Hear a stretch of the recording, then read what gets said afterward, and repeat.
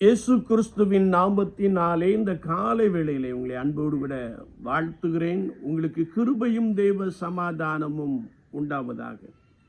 இந்த நாளிலும் கர்த்தருடைய ஆவியானவர் நமக்கு கொடுக்கிற வார்த்தை ஓசியா தீர்க்கதரிசன புஸ்தகம் 6ஆம் அதிகாரம் 1ஆம் வசனம் இப்படி சொல்லுகிறது: அவரே நம்மை குணமாக்குவார், அவரே நம்மை குணமாக்குவார் என்ற ஒரு வார்த்தையை நாம் வாசிக்க முடியும்.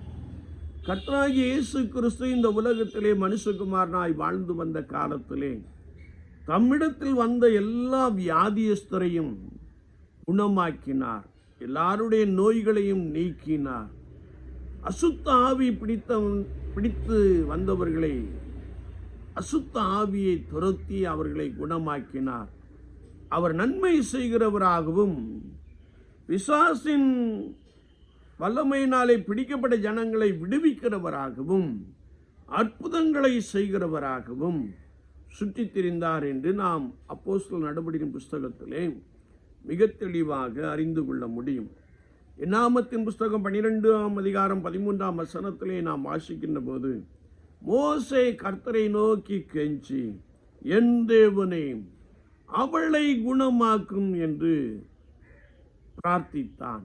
வேதத்தை நாம் வாசிக்கின்ற பொழுது, ஆரோனும் மிரியாமும் மோசையினால் மாத்திரமா ஆண்டவர் பேசுகிறார், எங்களை கொண்டு பேசுகிறார் என்று சொல்லி துணிகரமாய் பேசுகின்ற ஒரு காரியத்தை நாம் பார்க்க முடியும்.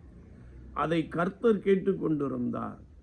மோசே என் வீட்டில் எங்கும் உண்மை உள்ளவன், மோசே சாந்த குணம் உள்ளவன், அவனுக்கு விரோதமாக நீங்கள் பேசுவது எப்படி என்று சொல்லி மிரியாமை அடித்தார். அவள் குஷ்டரோகி ஆனாள் என்பதை நாம் வேதத்தின் அடிப்படையிலே அறிந்து கொள்ள முடியும். ஆனால் அவள் குஷ்டரோகிய மாறின பின்பு மோசே ஆண்டவரை நோக்கி கெஞ்சி பிரார்த்திக்கிறான். ஆண்டவரே இவளை குணமாக்கும் என்று சொன்ன மாத்திரத்திலே கர்த்தருடைய வார்த்தை சொல்லுகிறது, ஆண்டவர் 7 நாள் பாளையத்துக்கு புறம்பே இருக்க வைத்து அவளை குணமாக்கினார் என்று நாம் பரிசுத்த வேதாகமத்திலே மிக தெளிவாக அறிந்து கொள்ள முடியும். என்னை கேட்டுக்கொண்டு இருக்கிற என் அன்பு சகோதரனே, சகோதரியே, நாம் மேட்டிமையான காரியங்களை பேசுகின்ற பொழுது, கர்த்தருக்கு பிரியமில்லாத வார்த்தைகளை நாம் பேசுகின்ற பொழுது, கர்த்தருடைய பரிசுத்தவான்களுக்கு விரோதமாக நாம் பேசுகின்ற பொழுது, சில வேளைகளிலே ஆண்டவர் நம்மை தண்டிக்கிறார் என்று வேதம் சொல்லுகிறது. அவரே நம்மை காயப்படுத்தி நமக்கு காயம் கட்டுகிறார், நம்மை குணமாக்குகிறார் என்று ஓசியா தீர்க்கன் மிக தெளிவாக சொல்லி வைத்திருக்கிறார். விசுவாச வாழ்க்கையிலே நாம் ஆண்டவரை நோக்கி கெஞ்சி பிரார்த்திக்கின்ற பொழுது, யாருக்காக நாம் விண்ணப்பம் பண்ணுகிறோமோ அவர்களுக்கு ஆண்டவர் சுகத்தை கொடுக்க போதுமானவராக இருக்கிறார்.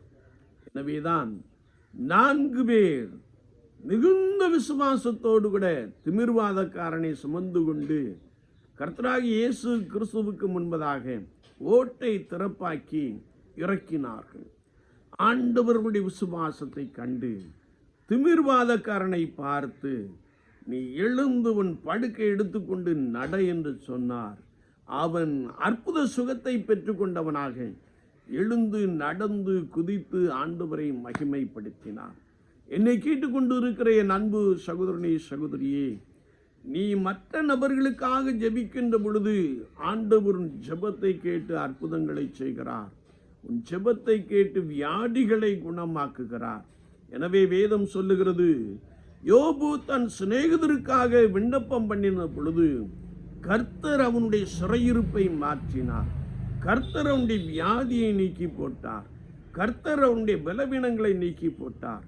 இழந்து போன எல்லாவற்றையும் இரண்டத்தனையாய் திரும்ப பெற்றுக்கொள்ளும்படியான அனுபவங்களையும் ஆசீர்வாதங்களையும் கொடுத்தார். விசுவாச வாழ்க்கையிலே கர்த்தரை நோக்கி வேண்டிக் கொள்ளுவோம். ஆண்டவரே என்னை குணமாக்கும், ஆண்டவரே எங்களை குணமாக்கும் என்று சொல்லி கர்த்தரை நோக்கி நாம் வேண்டிக் கொள்ளுகின்ற பொழுது அவர் அற்புதங்களை செய்கிறார், அற்புதமான சுகத்தை கொடுக்கிறார். அவர் நம்மில் பலரை அவர் குணமாக்குகிறார். அது மகிமை பலமாய் வெளிப்படும்.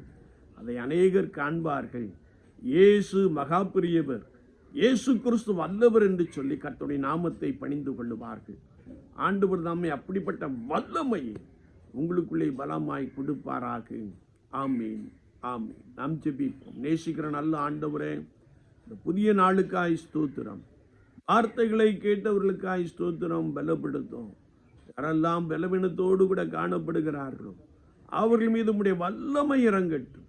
பாவம் செய்தவர்களானால் மன்னித்து அற்புதங்களை செய்வீரார், அதிசயங்களை காண பண்ணுவீரார். துணிகரமாய் பேசுகின்ற வார்த்தைகளை விட்டு விலகி சாந்த குணம் உள்ளவர்களாக காணப்பட கிருபை தாரும்.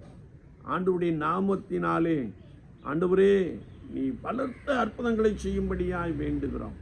இயேசு கிறிஸ்துவின் நாமத்தில் பிதாவே. ஆமீன், ஆமீன்.